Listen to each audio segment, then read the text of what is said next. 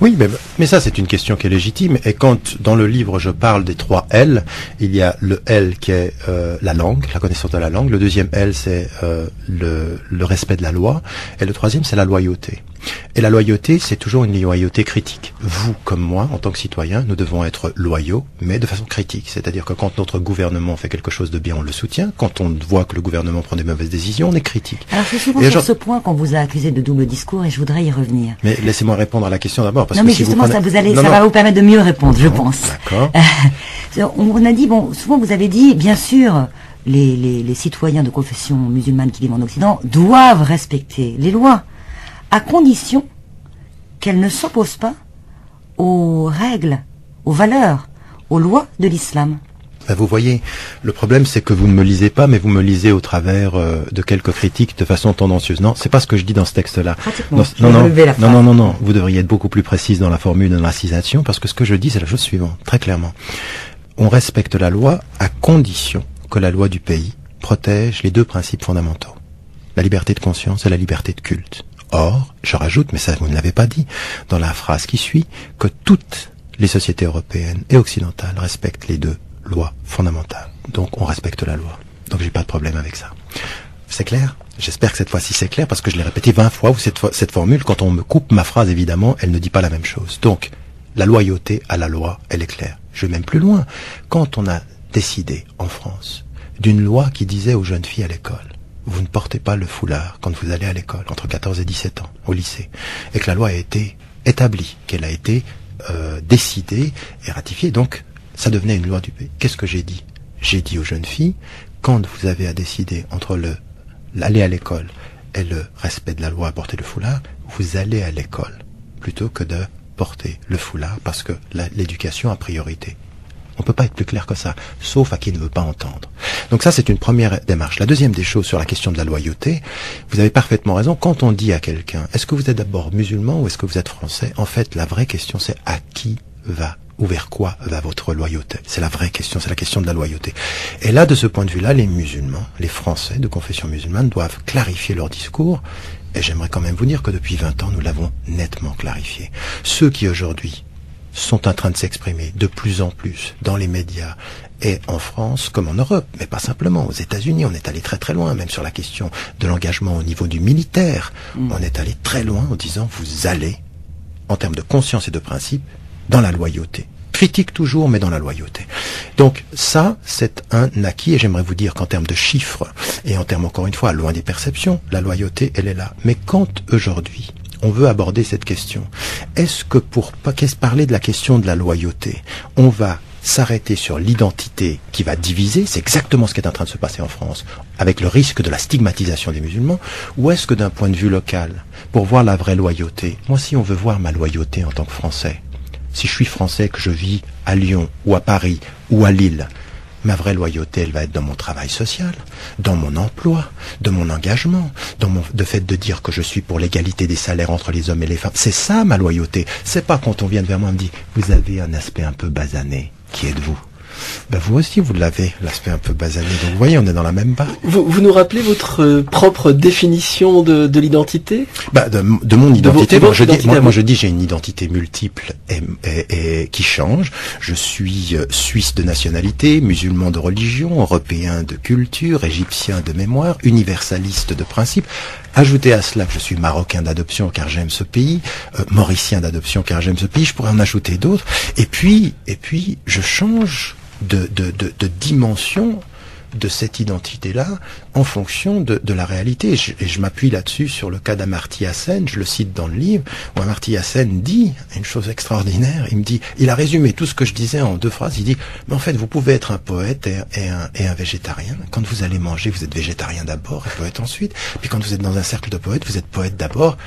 Et ce qui veut dire, c'est que selon là où vous êtes, mais si systématiquement, quand vous êtes dans un lieu social, vous vous battez pour... Je veux dire, aujourd'hui, mais le vrai problème, faut arrêter maintenant. Le vrai problème de la France et de la ségrégation, elle est socio-économique. Elle est aujourd'hui qu'il n'y a pas de politique. Je veux dire, en 2005, on a eu des émeutes. Qu'est-ce qu'a proposé le gouvernement? Livre, oui. Mais oui, mais ça, il faut arrêter avec ça. Et la même chose en Angleterre. Quand systématiquement on en vient à la question des banlieues, puis on dit, ah, musulmans, ah, je veux dire, dire, encore une fois, ça a été mon débat avec Alain Finkielkraut, de dire, attendez, je veux dire, quand il dit le point commun de tout cela, c'est finalement le fait qu'ils sont arabes ou le fait qu'ils sont musulmans, c'est un vrai problème. Il a un problème de lunettes.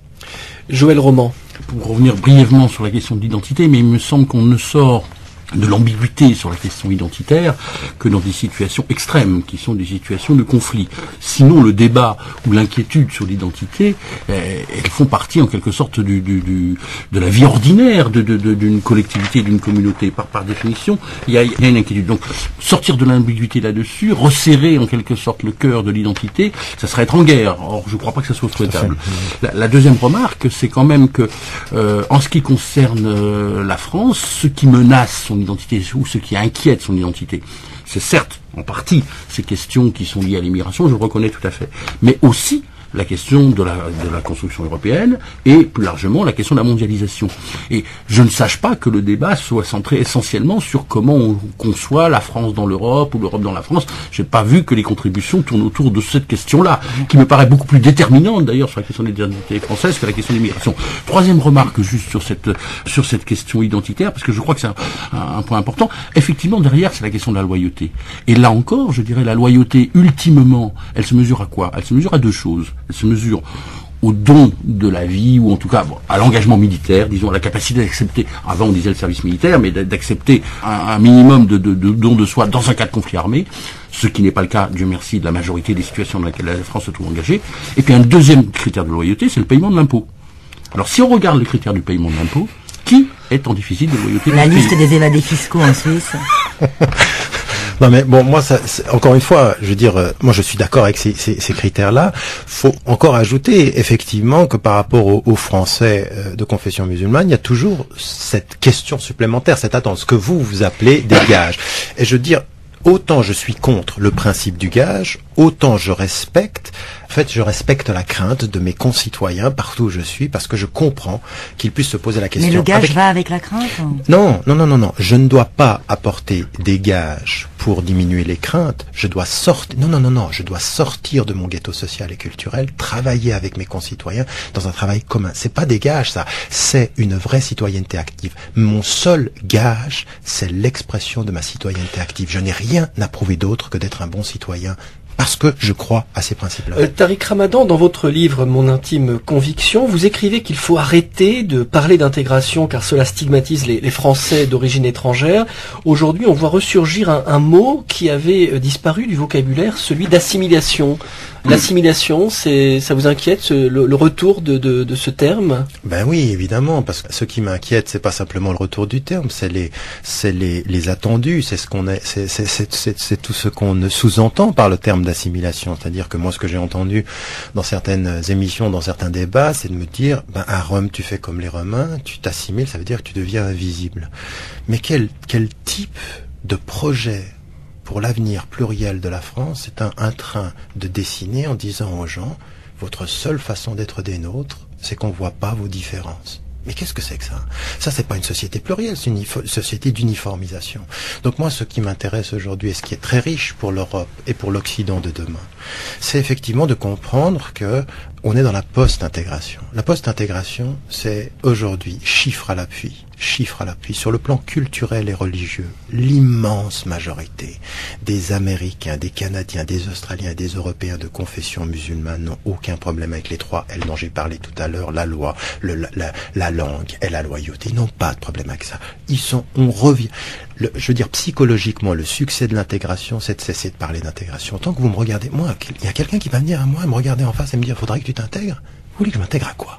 Je veux dire, la langue française, la loyauté, je veux dire, je suis un citoyen suisse engagé dans des débats en Suisse et un citoyen européen engagé, on va pas me la faire à moi. Il y a pas un problème aussi de vocabulaire, finalement, on est démunis, on parle de français de souche, d'immigrés de la deuxième, troisième génération, comme si on pouvait être immigré alors qu'on était né en France. Mais moi je suis d'accord avec vous, c'est-à-dire que la difficulté terminologique est la preuve de notre incapacité psychologique à intégrer celui dont la visibilité est nouvelle et dont qui ne faisait pas partie de notre paysage. Cette nouvelle visibilité, il va falloir qu'on l'intègre, raison pour laquelle je dis qu'aujourd'hui, pour nous, en tant que citoyens, c'est une question de contribution. Aujourd'hui, on parle beaucoup de la visibilité de l'islam. c'est pas qu'une question de visibilité dans le sens on voit un bâtiment qui ressemble à une mosquée. C'est une question, je reviendrai sur la question du foulard qui me paraît plus intéressante que la question de la burqa qui est effectivement ultra minoritaire, pratiquement un mouvement sectaire en quelque sorte. La question du foulard en revanche, elle est importante parce que tout d'un coup, elle étiquette de façon très visible, c'est-à-dire de loin, énormément de femmes et de plus en plus de femmes. Ce n'est pas un phénomène ultra minoritaire. De plus en plus de femmes qui, de loin, avant même que je leur parle, avant même qu'on établisse une relation, elles affichent, pour moi, comme identité première, car c'est ce que je vois en premier, le fait qu'elles sont musulmanes. Est-ce que ça, c'est pas une visibilité qui empêche le fait de, non pas de partager ensuite des différences, mais qui a fait chacun approcher avec une identité première qui prime, qui s'affiche sur la tête comme quelque chose de presque supérieur à ce qui serait la rencontre des différences. Mais je suis tout à fait content d'entendre la façon dont vous l'avez formulé, parce que vous avez dit la chose que je vois en premier. Je fais beaucoup d'efforts. Oui, c'est très bien. Et en l'occurrence, après vous ajoutez, pour moi, c'est effectivement une question de perception. Pour vous, c'est ce que vous voyez d'abord. Pour vous, c'est ce que vous déterminez d'abord. Mais j'aimerais vous dire que Pour beaucoup. Non, mais attention, pour beaucoup, parce que le problème, c'est que la nature du débat tel qu'il a été posé en France a focalisé sur la question de cette visibilité du foulard. Et j'aimerais vous dire une chose. Promenez-vous. Attendez, laissez-moi terminer. À l'inverse, c'est le foulard qui. Ce n'est pas le débat qui s'est focalisé sur le foulard, c'est que le foulard a fait irruption dans le paysage français de façon très importante et en finalement assez peu d'années, et il a soulevé, à mon sens, de légitimes questions que partage Tarek Oubrou. Non, mais que partage encore une fois, Tarek Oubrou répond aux craintes des Français, il répond de la façon dont il croit pouvoir résoudre la question, et je crois que ça c'est une des réponses qui ne sera absolument pas suivie par l'immense majorité des musulmans, et il le sait lui-même. Alors, d'être entendu par ceux qui l'écoutent, ça le regarde, d'être suivi par les musulmans, c'est ça qui m'intéresse. Mais est-ce que c'est pas le rôle des réformateurs ? Non, le rôle des réformateurs, c'est pas de dire si oui ou non une prescription qui est reconnue comme une prescription musulmane par la quasi-majorité des savants, pour moi c'est une prescription. Ce qui m'intéresse, moi, par rapport à la prescription, c'est une chose. Devant toute prescription religieuse, je me battrai pour que le principe de liberté soit assuré. C'est-à-dire qu'une femme qui ne veut pas le porter, elle ait le droit, raison pour laquelle je suis contre la politique iranienne et saoudienne sur la question, et qu'une femme puisse le porter, elle puisse le porter comme elle le veut. Mais j'aimerais vous dire une chose. Dans un pays comme les États-Unis, un pays comme la Grande-Bretagne, dans un pays comme la Suède, dans un pays comme l'Espagne aujourd'hui, dans un pays même comme l'Italie, vous avez aujourd'hui une vraie présence de femmes qui portent le foulard. Mais la focalisation médiatique n'a pas été la même que ce qui s'est passé en France. Et d'ailleurs, il ne faudra jamais oublier que ce qui s'est passé en France n'est pas simplement une question de la nouvelle visibilité. On ne résoudra pas la question de la visibilité de cette population musulmane sans qu'on revienne au traumatisme de la relation franco-algérienne. On ne le résoudra pas ce problème si on ne touche pas du doigt cette historicité-là. C'est ça le vrai problème. Maintenant, aux États-Unis, vous avez des femmes au plus haut niveau des postes universitaires, dans l'administration Obama. Vous en avez en Angleterre, vous arrivez à l'aéroport, vous en avez. Les gens ne s'arrêtent pas à la première visibilité. Vous savez pourquoi ? Parce que leur perception, elle ne s'est pas focalisée là-dessus. On n'a pas fait un travail de pression psychologique. Je crois pas. Je crois que c'est une forme d'indifférence, car c'est de la coexistence et non pas du vivre ensemble. Absolument pas. Comment c'est de la coexistence ? Ils vivent pas ensemble. C'est de la coexistence. Mais attendez, quand on examine, laissez-moi terminer. Vous arrivez. Mais non, ils arrivent. Mais attendez, vous arrivez à l'aéroport d'Heathrow et dans les magasins, elles sont présentes et elles vous servent. C'est de la coexistence. Ils travaillent ensemble, mais ils ne vivent pas ensemble. Mais c'est en France qu'ils ne vivent pas ensemble. En France. C'est en France qu'ils vivent pas ensemble. Et hélas, on lutte justement. On ne peut pas lutter contre les ghettos. Une femme. Ben oui, je lutte contre les ghettos. Raison pour laquelle j'aimerais bien qu'il y ait une visibilité de ces femmes qui choisissent de porter le foulard dans le domaine public. Pourquoi est-ce qu'on ne leur donne pas de travail ? Pourquoi, quand vous avez un foulard, vous n'aurez jamais un travail visible en France ? Ça s'appelle comment ça ? Pousser les femmes à la vie privée et dans des ghettos. C'est ça qui est important.